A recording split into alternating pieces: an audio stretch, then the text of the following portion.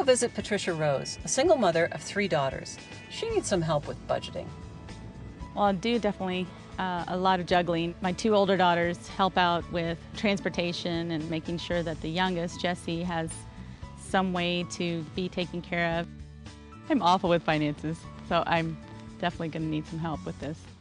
So Patricia, a lot of families have trouble saving money and figuring out where the money goes. What are your challenges in saving money? Most of my challenges have come from school and car repair. We know those experiences really aren't unpredictable, that we're going to have to face them, and yet they always seem to come as a surprise. They do. So how do you track your spending now? I try to put it on an Excel spreadsheet so that way I can just see what's coming and then remind myself to do it, and then also I'm just writing the check out even though it's not due yet, so that way it's subtracted from the account. No, that's a very good way, because what you're doing is predicting cash flow. That's what your accountant would tell you, that you're looking at what the expenses are coming up, taking that money out of your balance so that you're not spending it twice. That's a really smart way to go. Now, since you just started tracking, what have you noticed about your consciousness of your spending? I see that I spend less because I know that it's gone. And Oh, so I'm very really good. more focused on what needs to be bought and what can wait.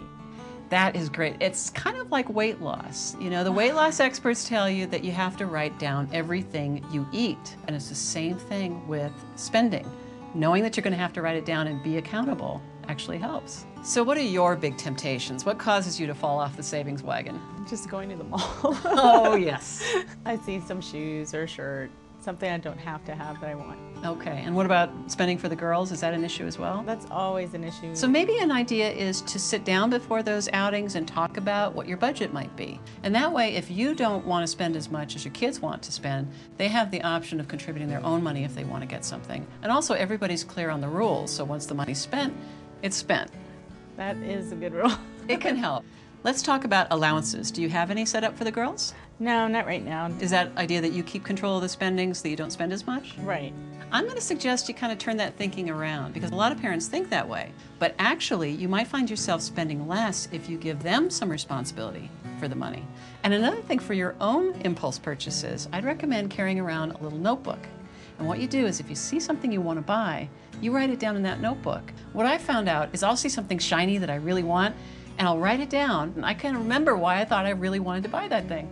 So having that little pause button really helps you reflect a bit. You still have it written down so you won't forget about it. If you really do want it, you can go back and get it. That's a good plan. I hope that helps. It will.